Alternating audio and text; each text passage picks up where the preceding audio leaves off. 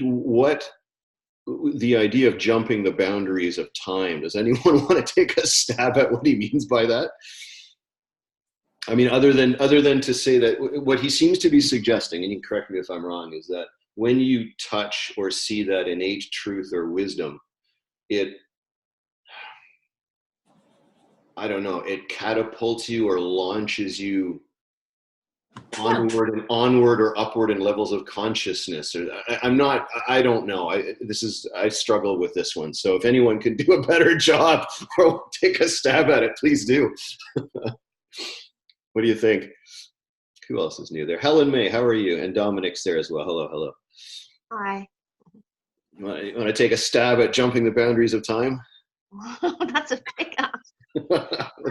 Well, just what came to me was there is no time, and we don't understand. We're not meant to understand, and that's frustrating for our intellects and our egos. And also what occurred to me was just the now. We only have now. We don't, there is no such thing as time, really, that it's always now. We have the ability to have thoughts and extend those thoughts into the future and into the past, but in reality, there's no time, there's only now, Those are some thoughts, but again, we're applying the thinking brain and trying to work it out mathematically and logically, and that's not what it's about. There aren't any answers, so the frustration of mankind and of the brain and the ego to get answers all the time. That's what we're doing right now. Mm-hmm. Yeah, no, you're absolutely right. So you're saying we should get, you're saying, yes, stop it. Stop it. Have you seen the Bob Newhart sketch? You know who Bob Newhart is? Yeah, I know Bob Newhart. I'm not sure if I've seen that sketch. Stop It sketch. He's playing a psychologist. Stop It. Yeah. That's the one. Brilliant stuff. Anyway, okay. So basically, what you're saying is we should shut up and start listening to Syd again and stop trying to. Yeah. I got it. Let's move on. We'll move on to the second piece. I just had a thought come to me. Maybe it's just a different way of saying of getting an insight, perhaps. Probably. Yeah, maybe. It's just. Well, why don't we see if he says more about it in part 2? Okay, I'm gonna play the second piece, and we're off. Oops, we're off. The past was true then when it happened. But now, whatever happened to you as a child, it actually happened. I'm not stupid, I realize that. But remember, it's only a thought carried through time that keeps it alive. Take that patient back into that time zone, you're verifying it. If you make that patient realize that all it is thought, it will vanish. Because all it is thought. And that's what true psychology is. It's taking you back to the original. Somebody once asked me, when did the true psychology begin? It began before the beginning of time. Back to time again. Before time started. Before life started. It always was and always will be. And what it is the study of the mind, the soul, and the spirit. There's your triune. The Father, the Son, and the Holy Spirit. Because mind, there can only be one mind. And that is what you would call, the Eastern philosophers would call the mastermind. And the mastermind is God. The soul is consciousness, pure consciousness. Some people call it Buddha consciousness. Some people call it Christ consciousness. So you've got God the mind, the mastermind. You got soul, which is pure consciousness. And you got spirit, which is just the breath of life. Forget the breath of life. Let's go back again to those two main things. You've got the mastermind God, and you've got the soul, which is pure consciousness. Take that soul, take it away.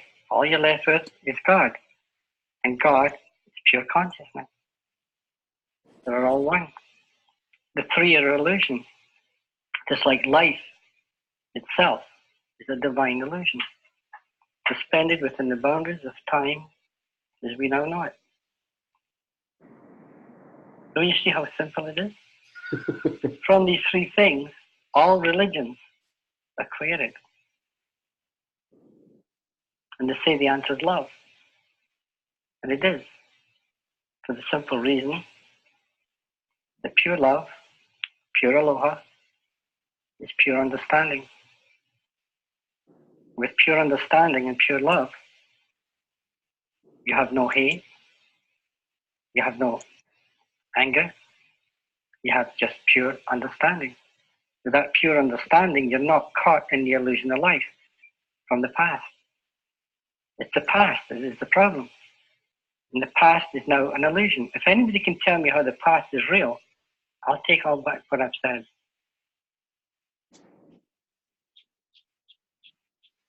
It no longer is real. All sickness of the mind is carried through time via thought. The secret of all psychology is manifested via thought. You see, the world is a divine thought. Now, a divine thought has nothing to do with you. You're just part of it, because that's what God is. God created reality from a pure divine thought. When this reality came into being, we as human beings have what you call a free will and a free mind. With this free will and this free mind, you do as you wish, you see as you wish, you think as you wish, and you act as you wish. And that's the problem. It's attached to what you call an ego. And an ego is an image of self-importance. And what do? As psychologists and therapists, we boost this up. We actually create sickness instead of taking it away. We boost up the person's ego. That's the whole Freudian idea. We're going in reverse. You know how all the biblical and all the wise people in the world have always talked about light? You've got to see the light.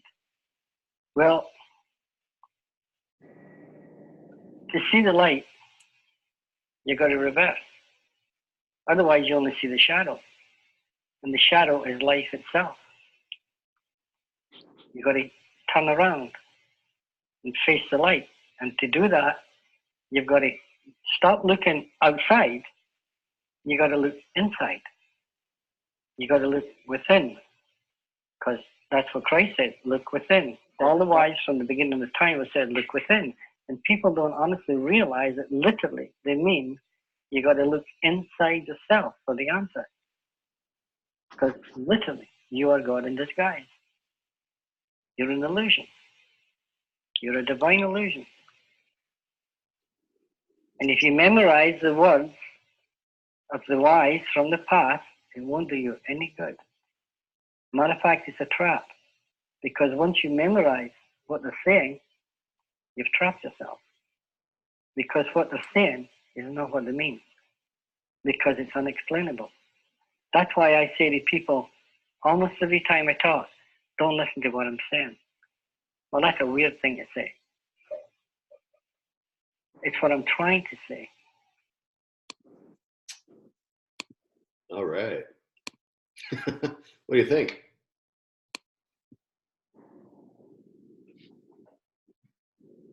Don't be shy. Hey. Go for it now. Interesting what he says about the ego, and then because he said ego and he said shadow, and I was doing Sadhguru's online program, and he said something interesting, because if you put those things together, he said, that with the physical body, like once you're in physical, that ego is like your shadow. So he uses shadow as a metaphor for ego. He goes, you can't be in the body without having a shadow, like the ego part. And if you listen to Syd, so then basically, again, these words are going to suck, right? But what the heck? So there is a light, pure consciousness kind of expressing through. And from a physical perspective, will cast a shadow. So we're able to, to see things. But again, it's turn around, because the sort of the real source of what that is the light rather than the shadow. Although when you're looking, the shadow does seem very real. Now, the ego thing is kind of funny, because I was thinking about this. I thought about, if I look at you, I can't see you. I can only see your shadow. Like if you look from the perspective of here, looking out through. So all I see is your shadow, and then, so in other words, your ego. So that's kind of what I'm interacting with. And it's really kind of funny if you look at two people interacting together, because it's like I see your shadow, and now I disagree. So my shadow is now going to fight your shadow, right? And so I take my shadow to fight your shadow and change it, because the way it is wrong, right? And so I'm gonna use my shadow to change it all back. And it's sort of like, if we would just turn around, there'd be nothing to deal with. Like, it would all disappear. Yeah, there'd be no shadows.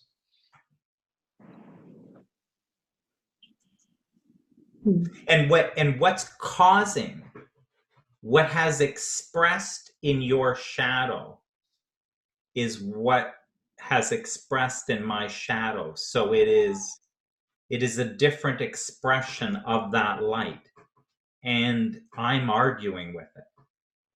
It's sort of interesting, right? So I call that wrong, but it is an expression of the same light.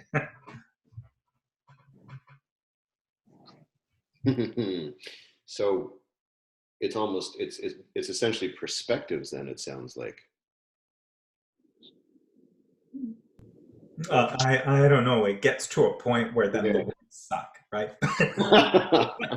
But in the beginning, there's something kind of like to it. I don't know.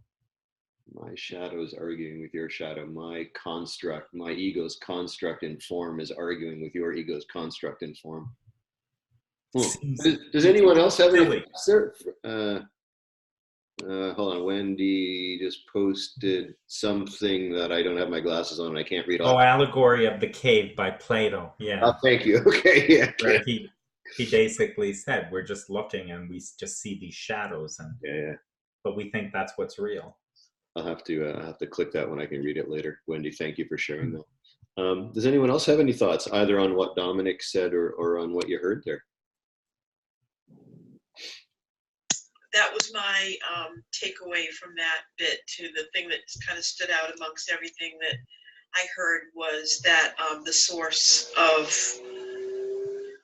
things is within, or the light inside, and everything else is but a reflection of that, and at best, can be, well, you can qualify the reflection however way you want to, but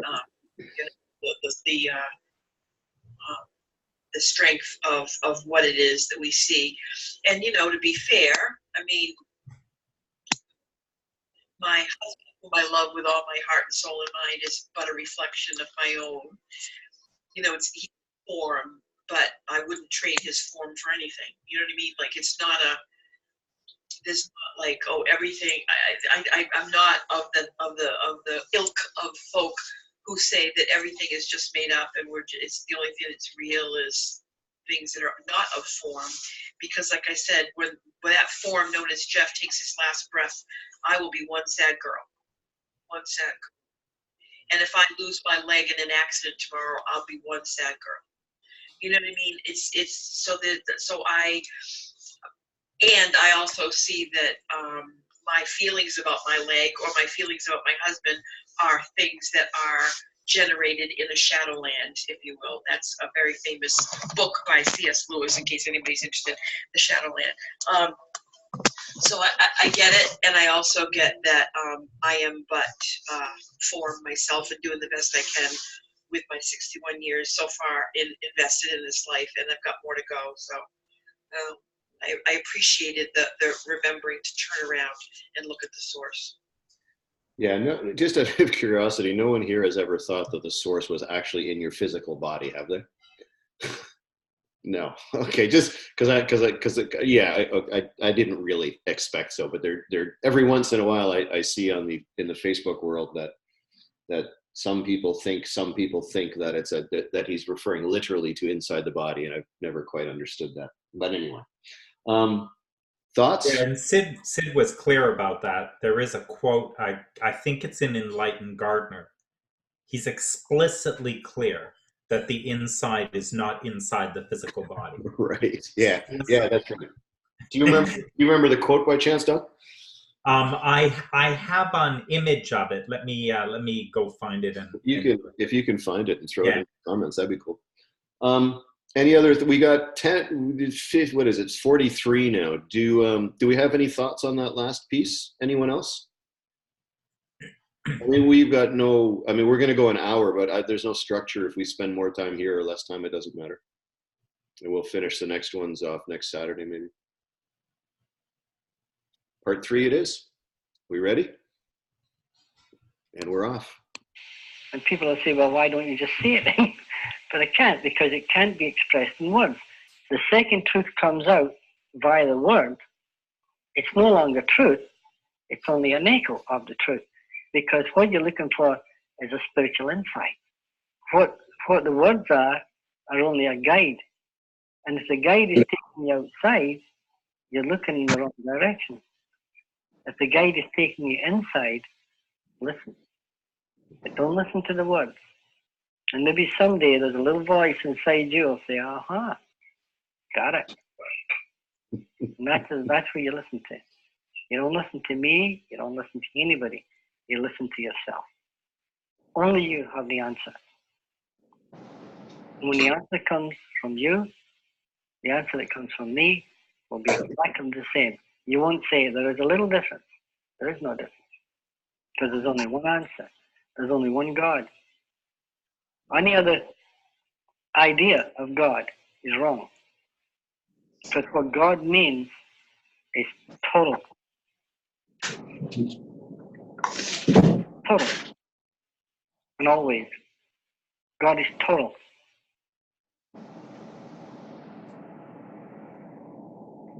Many other God made up. We know we had Madam Peely in the Hawaiian language, in the Hawaiian religion. Well, that's just a demigod taking you away from it. There's only one God, because God means literally everything. That's why if anybody ever finds the answer they're truly looking for, they realize that they are God in disguise. See, God, I am, but I am God. You could understand that. You know what it meant. No one person can be God. See, the world as we know it now has been manifested into a form. To find the secret of the form, you have to go within and find the secret of formlessness. And formlessness is before the creation of form. This formlessness, the Eastern philosophers and other religions would talk about the great nothingness. That's the same thing.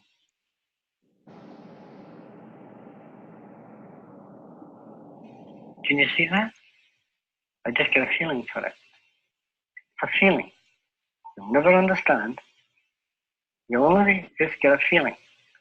if you get that positive feeling, when you go away, that positive feeling is a guide. If you get a bad feeling and you leave cursing and swearing, you've got it. You've had it, eh? You haven't seen anything. But if you go away with a nice feeling, that's what you're looking for. You must get that nice feeling yourself. Otherwise, you're going to see wrongs. If you see wrongs, you're seeing the contaminated mess and you're caught up in it. And if I was you, never, never, never be afraid to approach somebody that honestly knows. Because you might say, a lot of people say, well, I'm really scared to approach him or her because they'll see right through me. I used to think like that. But that's nonsense. It's the very opposite. Because that person in that state is so full of love and so fully understanding, that's the safest place to be. It's when you get to where you should be afraid is to get to those hostile type therapists who are going to go after you. That's where the danger lies. When I first realized what I realized, that was the first clue I had. Was thought. I had an insight into the marvelous, unbelievable power of thought.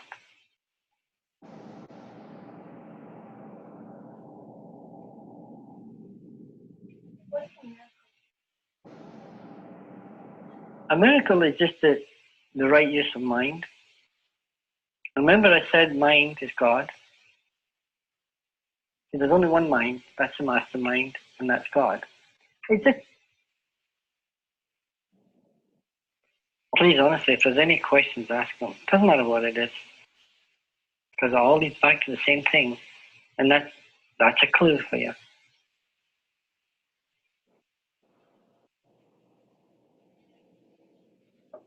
But one of the greatest things I can tell you again, when you talk to a patient, talk to the patient as if they have nothing wrong with them.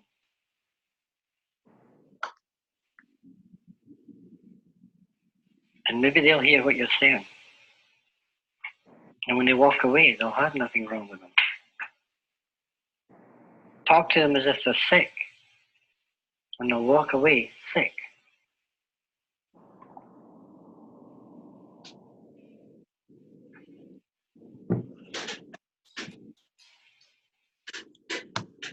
All right, part 3. Excuse me. Oops. Do we want to take a minute from? Oh, geez. I got my mom's glasses. Well, I just put up the quote. That's all. Yeah. But I can tell you that within is a metaphor. Within has nothing whatsoever to do with your body. Within is beyond the realm of this physical reality that you now live in. It's Enlightened Gardener Revisited. Yes, right. Thank you, Dominic. That seems fairly clear to me. Any thoughts on part 3? I was a little bit distracted by my cat, so did anyone hear? I was going to toss in, I'm always so glad how frequently Syd says, don't listen to me. I've heard the quote from, don't listen to me, listen to that which I am listening to. Like listen to the universal mind. And it's just heartwarming because it makes it clear he didn't want things getting cultish. But it should be clear for our community that this is not about cultish type stuff. So I've just greatly appreciate how frequently that's heard and needs to be heard. I agree with you, Andrea. There's one somewhere. I'll see if I can dig it up. It's probably around the same time frame as this one. And he says, someone asks a question, and he says, well, I've already explained it, but I'll try again. And by the way, no one in this room understands, and it really understands this, including myself. Yes. Right? It's like, oh shit, okay. So it just, I mean, to me, it just speaks to the infinite realm of exploration, if you will. I mean, there's always another level of understanding and another level of, and Syd might be here and I might be here, but then there's here. Mhm. So Mhm. I appreciate that as well. Mhm. I've become a big fan lately of, I really have no idea. Mhm. You know, Uh-huh. I know what feels like it's working for me, and that's about all. And I'm not even sure I know that, you know. It's timely in our community because there is a lot of growth and there's so much out there now that there can be this thing of, I just want to get it. This sense of arriving and almost graduating or something. I'm not, it's not that, it's this staying teachable and this ongoing, I just, it's about what direction we're looking at, and putting for me anyways, taking my eyes off of that arriving, and completing something and knowing that I'm already, as someone said earlier, like whole, perfect and complete, total, it's kind of a done deal. Yeah. Yeah. Mm. Anyone else? Yeah, this is an urban myth, I'm pretty sure. Maybe not, but it's lovely, and I haven't thought of it in a couple of years, but it's just occurring to me that it's kind of aligned to me about this little 3 or 4-year-old child that was blessed with having a baby brother come into his life, and the baby was less than a month old, and the older child kept begging the parents, "Can you please leave me alone with my baby brother? I want to talk to my baby brother. Please leave me alone with him. And they were like, so they were afraid, that the kid was going to bop him off the head, or, like this. So they said, and he was so persistent that they said, okay. So they set it up with the baby in the crib, the bars were up, and they put the baby monitor audio right there. And he was like, shut the door. I don't want you in here. I want to be alone with the baby. And they were like, okay. So they shut the door and they left it open a half an inch. And the little child went up to the bars and he said to the baby brother or sister, he said, tell me again what God's like. I'm starting to forget. Oh, wow. And that concept of that, we come beautifully and perfectly geared and set up to be, in connection with the ineffable. And then as we are in this world of form and we just keep getting things, concepts and preconceived notions are piled on top of us, our forgetter gets blocked up. And by the time everybody's sitting in that room with Syd, 40, 45, 50, 55 years old, whatever that age range, we're at the top of that hill, if you will. And when you're old, my dad used to talk about this. He goes, I'm 85 years old. He goes, I'm just like a newborn baby again. And he felt, and there was like this concept of being back in touch with that eternal, that big, that connectedness, that whole, at the end of life and the beginning of life. And that we're in our 40s or 50s, we're the most blocked up with stuff and making money and buying a new house and getting that right job and whatever the heck, we're kind of raising our families, whatever, we're in that space. So that's what struck me when I heard that when you said that, Michael, about that, he said, I'm not even sure I get what's going on here, but I'll try to say it again. I wonder, do you think, Wendy, that our ego is, do you think there is a time in our life when our ego is at its most prominent? Baby, we all have an ego in form, but maybe less developed as a child and maybe more forgotten as we get older. That's what resonates for me is as a reality. Yeah, that there's something that it's like a circle that we're returning to what was always that kind of that the life of form. The 80 years we're given on the planet are what they are, but they're not the only thing that we're made of. They're not our only experience. They're not our only contribution. They're not our only takeaway. That's specific and in particular, but it's not the only thing. And I think that in midlife, whatever that may be, for most of us, the average person, we're our most forgetful in those mid years. We're most distanced from those bookends. To me. Interesting, eh? We can be, but that's what I think what the three points to is no, that doorway is very thin and it's available at all times. So. Yeah, to me, it's always it's a question of remembering. When I find myself distanced from whatever it is, or I found myself caught up in fear or anxiety or insecurity or whatever, it's a question of remembering. It's remembering that, you know, for me, it's twofold. That I'm creating this stuff by believing the content of my thinking as being important, and maybe I combined my 2 points into one there. But anyway, yeah, it's fascinating stuff, isn't it? I think too that there, and I don't know if it's because of the psychology background and therapy background within which 3P is grounded, but there seems to be this emphasis on helping people overcome the suffering of this physical existence.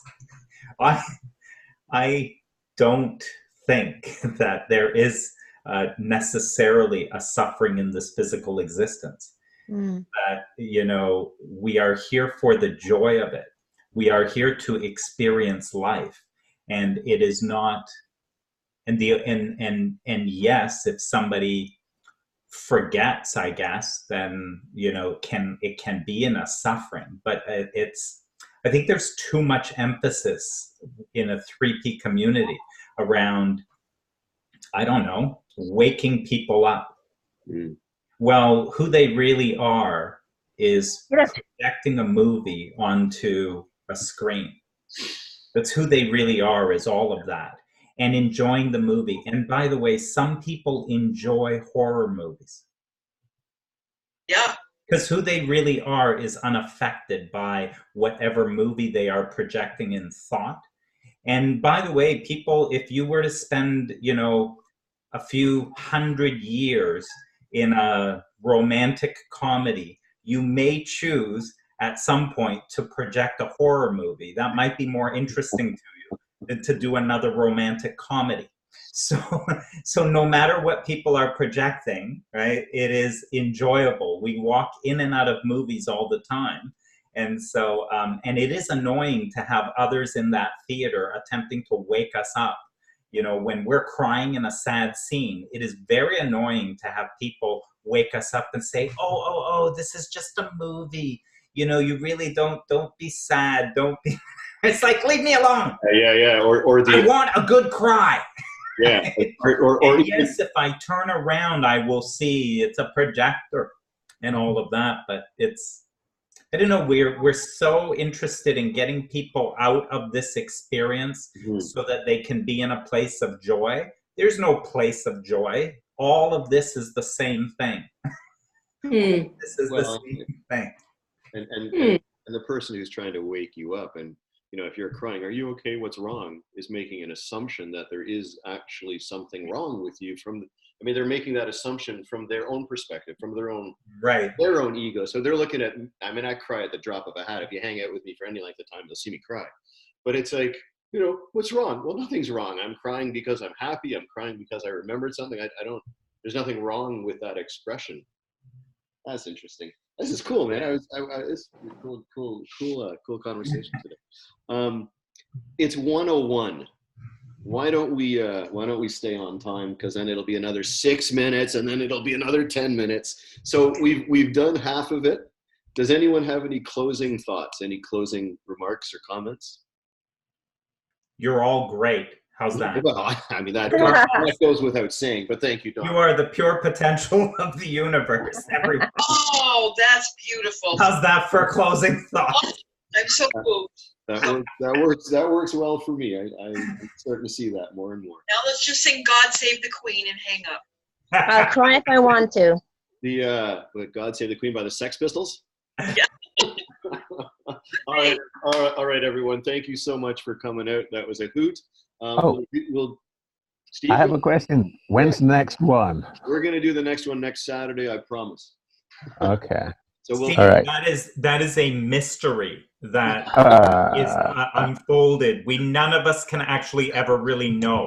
No, Right. no, Right. you can't know. Soon as I said the words, it was but an echo of the truth that really Well, is. and I was just being literal. I was just stuck in form there, thinking, I guess I'll organize the next one. You know. There is no next Saturday anyway. All right, yeah. Only now. Yeah, it's only now. So how many? So Better do it now. How many moments of now are there between now and next Saturday? Yeah, I'll count them for you. All right. Well, you let us know, and when those are counted, then we'll do our next one. Okay. Yeah, it'll be now then. It'll be now whenever we do it. Oh, on that very profound note. All right. Everyone. Love you all. Thanks so much for joining. We'll see you soon. Bye, everyone. Yeah. Bye. Thank you. Bye-bye. Ciao, Thank you. everybody. Bye. Bye-bye.